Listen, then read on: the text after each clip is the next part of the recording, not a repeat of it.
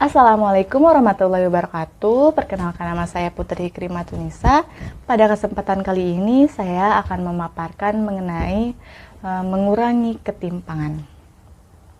Di kehidupan sehari-hari kita tidak luput dengan yang namanya penggunaan media sosial, di mana dari media sosial ini kita sering sekali dapat informasi-informasi maupun berita-berita di luar sana mengenai ketimpangan sosial di Indonesia. Dan di informasi tersebut juga kita biasanya melihat bagaimana kehidupan-kehidupan yang berkecukupan seperti si kaya dan kehidupan berkekurangan seperti si miskin, maupun kehidupan-kehidupan di kota yang membandingkan dengan kehidupan di perdesaan. Nah, dari fenomena ini, kita dapat melihat 180 derajat kehidupan yang sangat berbanding terbalik. Fenomena ini disebut dengan ketimpangan sosial atau kesenjangan sosial. Ketimpangan sosial sendiri merupakan fenomena di masyarakat yang bersifat global dan sering sekali terjadi di negara-negara yang sedang berkembang maupun negara-negara maju.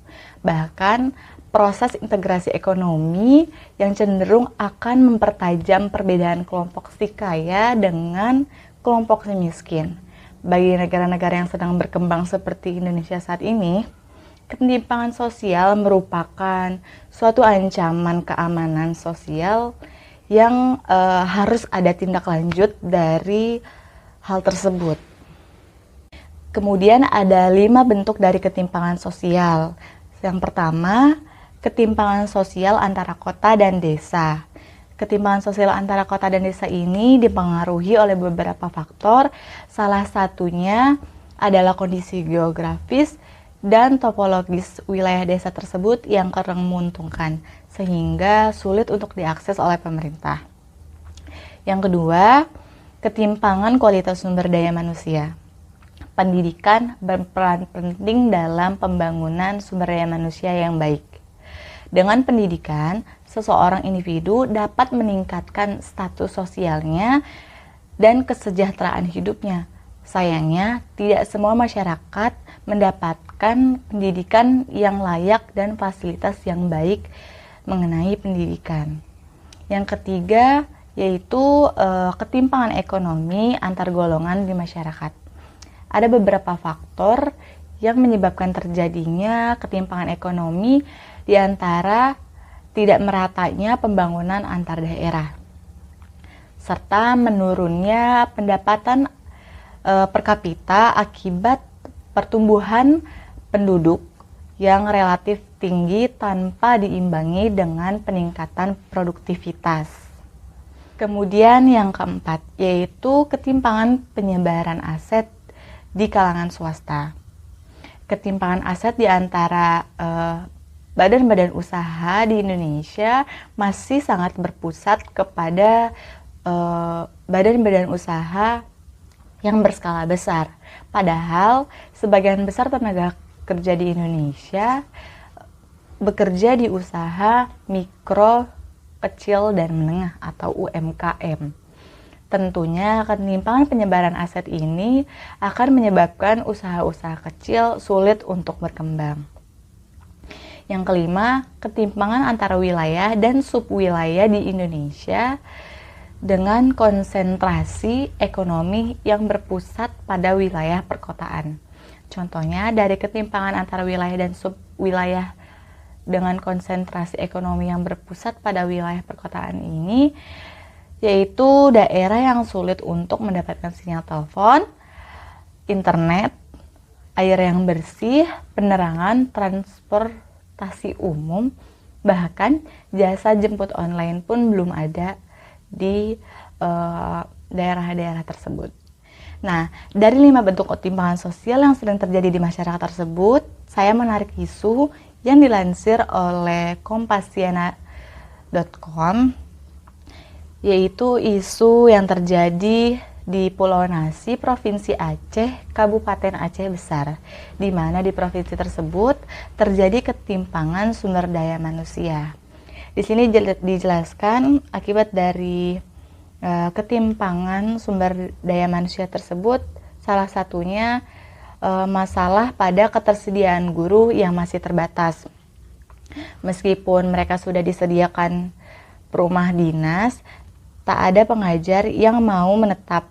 Mereka rata-rata tinggal di perkotaan daerah Aceh dan hanya mengisi jam mengajar saja di sekolah-sekolah pedesaan.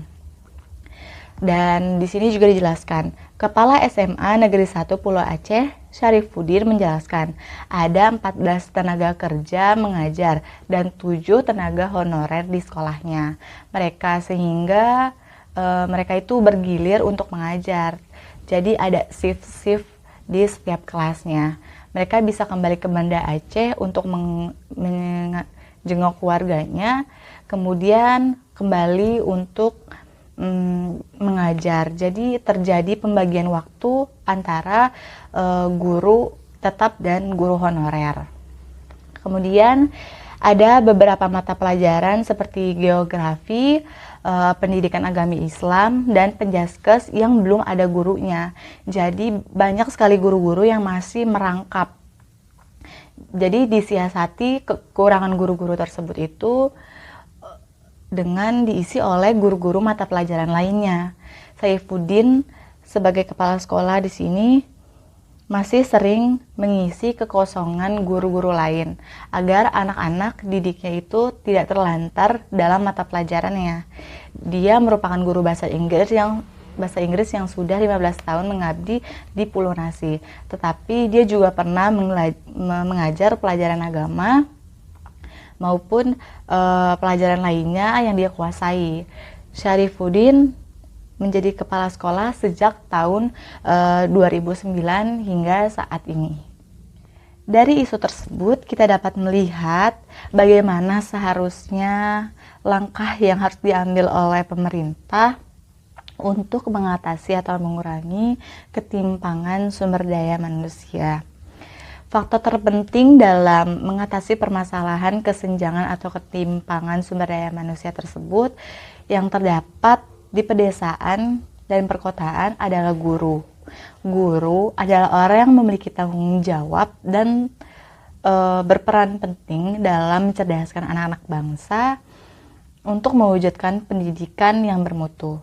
Meskipun dalam mewujudkan pendidikan yang bermutu tidaklah hanya faktor tenaga pendidik yang harus diperhatikan, tapi juga masalah alokasi dana, sarana, dan prasarana yang mendukung.